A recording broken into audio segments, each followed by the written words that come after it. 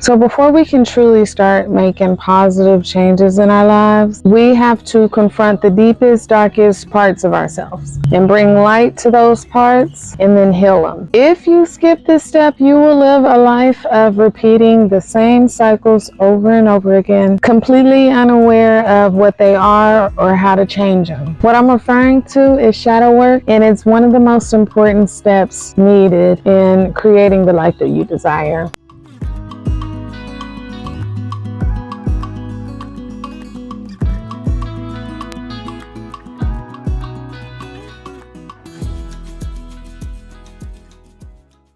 Hey guys, and welcome to Live Your Bliss, where we learn to create the life that we desire. If you are new to the channel, welcome, and if you are returning, welcome back. I am so happy to have you guys here. Of course, if you get any information that you like the video, make sure you subscribe to the channel, and let's start talking about shadow work. So it's important to explain what shadow work is first before I go into how to practice shadow work, because it can be really confusing and really misunderstood. So shadow work originated from psychologist Carl Jung, and in his belief, he believed that humans are born whole with everything that we need to thrive, but because we are relationally dependent as children, we don't remain whole, because we will end up depending on our parents, our guardians, and society to tell us who we should be, how we should think, how our personality should be, what is most acceptable in our environment, in our society, in our world. At a very young age, we are told what is good and bad, or what is acceptable or unacceptable about us or our personality, etc.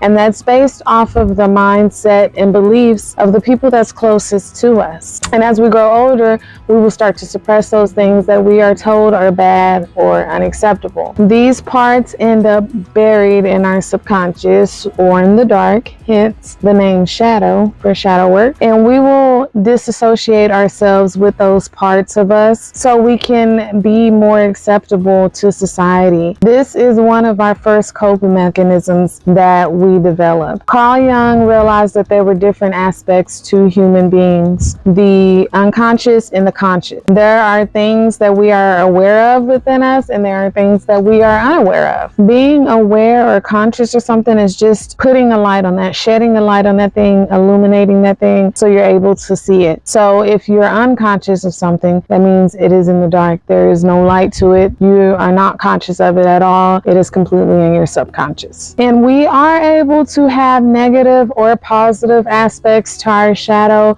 A lot of people think when you're doing shadow work, it has to do with a lot of the negative personality traits that you have, but there are positive things about us that could end up in our shadow. So I'll give you an example of that. So you have a little girl. She is born confident and courageous. She's honest. She knows how to speak her mind. These are traits that she was born with. They are naturally within her. So as she gets to the point of talking and get a little bit older, she starts expressing those natural things about her. She speaks what's on her mind. She's not afraid to say what she wants. She's courageous. She's brave. She's bold. But she is growing up in a household that does not like women to speak their mind. They don't believe that women should be as courageous, as bold. Don't believe that women should speak their mind as often. They believe that women should speak when spoken to. So she ends up often scolded for speaking her mind or walking in that confidence that she so naturally does. What eventually will start happening is that little girl will stop expressing herself as much. She will stop expressing her courage as much because she wants to be accepted by her family, by her society. So she will repress those things about her, which are very positive personality traits to have, but she's going to repress them because she realizes very quickly that it is something that does not get her good attention in her household that she's in. So that beautiful part of that little girl will end up being repressed, and she will grow up to be a very sweet and obedient adult that is completely unaware of her courageousness that she has naturally within her. She will be meek and frail. She'll easily do what people tell her to do until she sheds light on that shadow part of herself. Sadly, she will never know what she is truly capable of or what courage she truly has inside of her until she starts to do her shadow work and puts light on that, on something that's been repressed from when she was a little child. Okay, so I gave you an example of how it looks for a positive personality trait to end up being in your shadow, but let's give an example of what it looks like for a negative emotion or a personality trait to be in your shadow. So there is a little boy that he's born with the ability to express his anger, and he is very good at expressing his anger, but he is in a family that expressing your anger just is not what they do. They do not like people being angry in the household. So instead of teaching him how to properly express his anger, they hold him for getting angry. He gets in trouble. He is often in trouble for feeling that emotion. So of course, he learns very quickly that he should not feel anger. He will start to suppress that emotion and he will stop trying to feel anger. And a lot of people think because anger is considered a negative emotion that it's okay to suppress that emotion, but it is not. All emotions are meant to be felt. They are meant to live out our body. And if you are suppressing an emotion like anger, it is building up in you. It can create disease. It can create depression. It can create so many problems in your life. This man will end up growing up to be passive aggressive and hold all of his anger in until eventually he ends up exploding and having a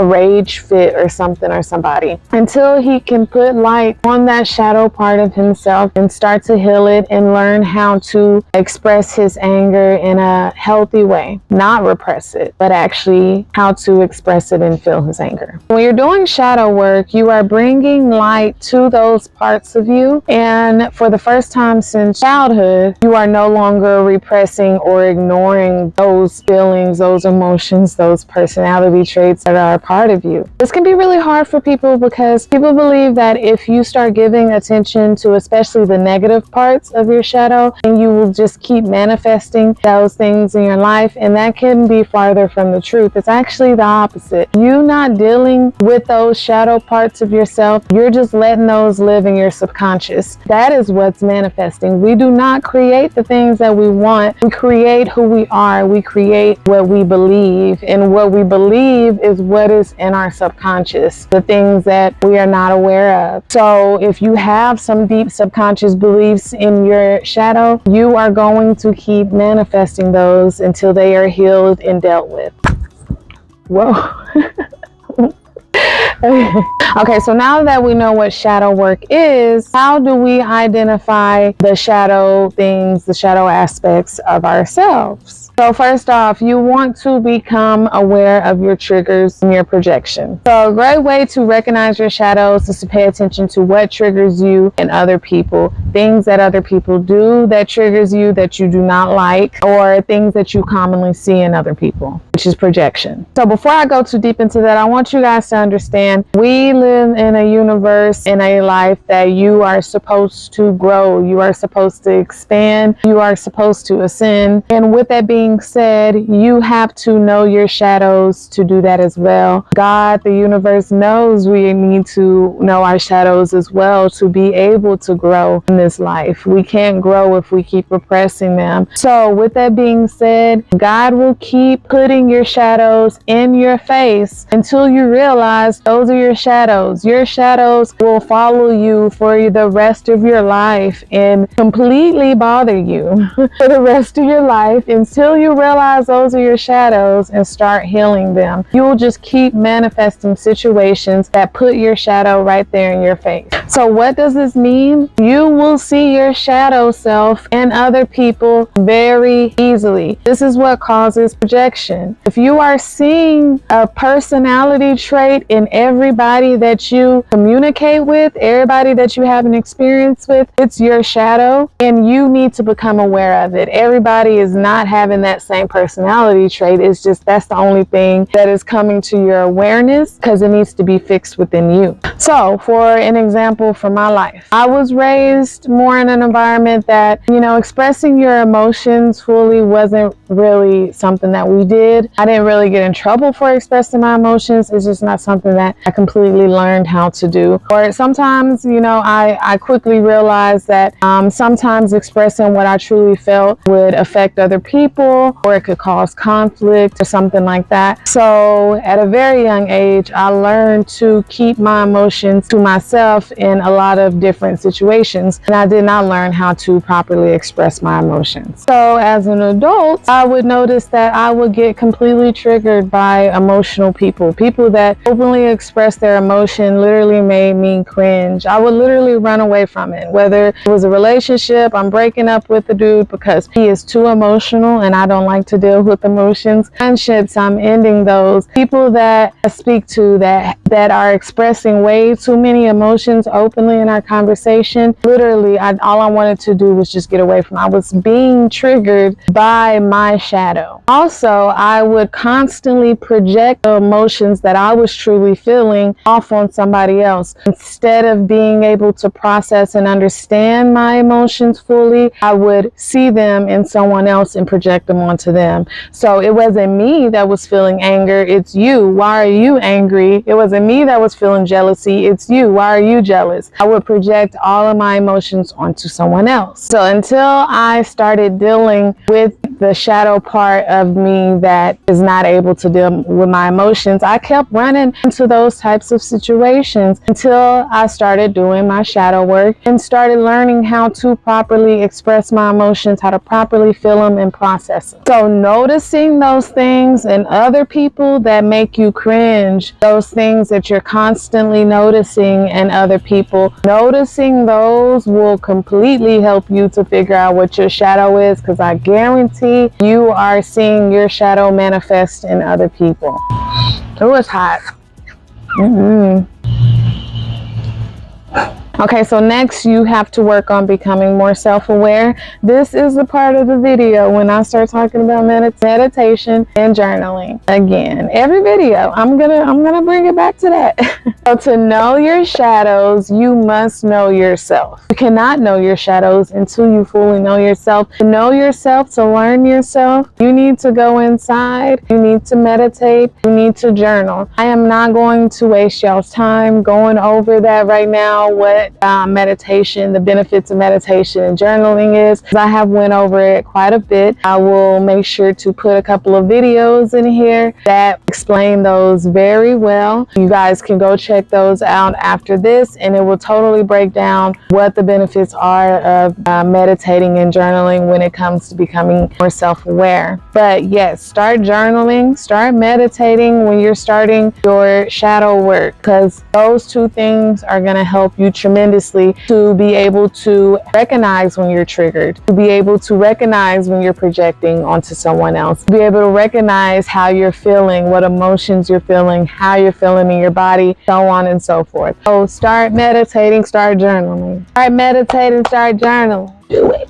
And also to help you recognize your shadow, therapy, counseling, therapy, anything like that, that is going to help you not only to address and figure out what your shadows are, but to also help you heal with those. If you are not able to do it on your own, it is completely understandable. That is why therapy is there. I am a big fan of therapy. Go to therapy. It will help you with your shadows, at least start the process. So how do you practice shadow work? First of all, you need to understand that just acknowledging your shadows, figuring out what your shadows are, that is shadow work. Like I said before, shadows is just something that is you're not aware of, something that is in your subconscious. So you becoming aware of those shadows is the beginning of your shadow work. You're already doing it once you start becoming aware of them. And then the next part after you become aware of them is acknowledging them, not running away from them, not ignoring them, actually facing your shadow self right there head on, face to face, and dealing with them and not running away from them, no matter how hard it is or how it makes you feel, is facing those things head on. that is when you start doing your shadow work. It is not something that ends. You don't all of a sudden just wake up and you're fully healed and you have no other shadow work. No, what ends up happening when you are into your shadow work, once you start healing something, you will start becoming aware of more things to heal. It's just going to open you up to be able to do shadow work on yourself overall, and it will be something that you will do forever, because we are always needing to work on ourselves. We are always getting new information, new downloads from our environment, from our society, from the things around us. We are constantly being bombarded with things that are not good for us, that will sit in our subconscious and build new shadows. So this is something that you will always have to do. Always be aware of how you're feeling. Always be aware of what is going on inside of you. Alright guys, so we have reached the end of the video. I have to say I really like this video. I feel like we got a lot of good information out of it. If you got any information you can use, make sure you like the video, share it with a friend. Everybody deserves to know how to live the best life that they can possibly live. So make sure you are spreading the knowledge. Make sure if you haven't already, you have subscribed to my channel. I would love to have you guys a part of the family. So please come in, take a seat, get comfortable, because I'm here all the time.